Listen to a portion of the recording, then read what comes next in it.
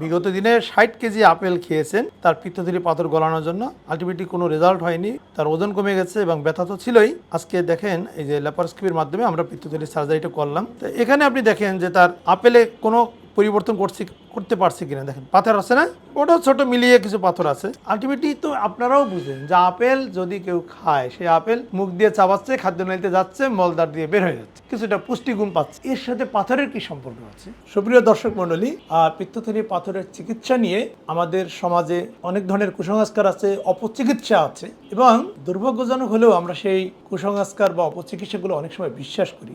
আজকে আমি যে 6 জন পিত্তথলি রোগীর অপারেশন করলাম, তাদের মধ্যে একজন রোগীর অ্যাটেন্ডেন্সের কাছ থেকে আমরা শুনবো উনি কোন ধরনের অপচিকিৎসার শিকার হয়েছিল। যার অপারেশন করলাম উনি তো আপনার পুত্রবধূ, তাই না? বলেন তো, এই ওনার পিত্তথলির পাথর শনাক্ত হওয়ার পরে যেহেতু আপনার পুত্রবধূ অপারেশনকে ভয় পাচ্ছিলেন, অপারেশনে যেতে চাচ্ছিলেন না, সে কারণে আপনারা অন্য কিছু চিকিৎসা নিয়েছিলেন। কি নিয়েছিলেন চিকিৎসাটা একটু বলেন তো।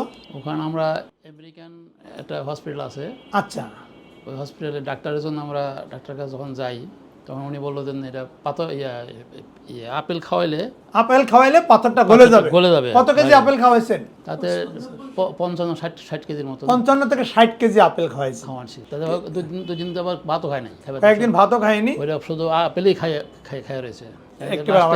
লাস্টে খাইতে পারে নাই, ওই চাবাই খাইতে না পারে, ব্লেন্ডার করে খাওয়াইছে, খাইছে, নিজে খাইছে আর কি। আচ্ছা, ঠিক আছে, অপারেশন করা লাগবে না এই ভয়তে সে আপেল খাইছে আর কি। বেসিক্যালি যে এই অপচিকিৎসাগুলো তাদের ক্ষেত্রেই বেশি অ্যাপ্লিকেবল হয়, যারা মানসিকভাবে বেশি দুর্বল থাকে, বিশেষ করে অপারেশনকে যারা ভয় পায়, তাদের ক্ষেত্রেই, যারা এই অপচিকিৎসাগুলো দেন তাদের ক্ষেত্রেই বেশিরভাগ ক্ষেত্রে তারা প্রয়োগ করে থাকেন। আমি এ পর্যন্ত প্রায় 6 জন রোগী এরকম পেয়েছি যারা আপেল খাওয়ার অত্যাচারের শিকার হয়েছেন। একজন রোগী এরকম ছিল, তাকে 1 সপ্তাহে 10 কেজি আপেল খেতে বলছে, 1 সপ্তাহে। আবার আজকে যে রোগী আপনারা শুনছিলেন তাদের মুখ থেকে প্রায় 55 থেকে 60 কেজি আপেল খেয়েছে। এবং এই রোগীদের এত ভয় যে মাত্র পিত্তথলির পাথর দিয়ে তার 12 কেজি ওয়েট কমছে। আর অনেক আপেল খাওয়ার কারণে লুজ মোশন হয়েছে, ডায়রিয়া হয়েছে, যেহেতু সারাদিন আপেল খেতে থাকে। আশা করছি এই আধুনিক যুগে আপনারা এই ধরনের অপচিকিৎসার শিকার হবেন না, কুসংস্কার বিশ্বাস করবেন না। যেহেতু পিত্তথলি পাথরের চিকিৎসা কি, এটি সার্চ দিলে আপনারা গুগল, চ্যাট জিপিটিতে যদি সার্চ দেন ইজিলি পেয়ে যাবেন যে আসলে চিকিৎসা কি, বৈজ্ঞানিক পদ্ধতিতে চিকিৎসা কি। আমরা সবচেয়ে উন্নত দেশ বলতে কাদেরকে মনে করি? ইউরোপিয়ান কান্ট্রিগুলো বা আমেরিকা, কানাডা। তাহলে আপনারা দেখেন ওরা কি এসব করে?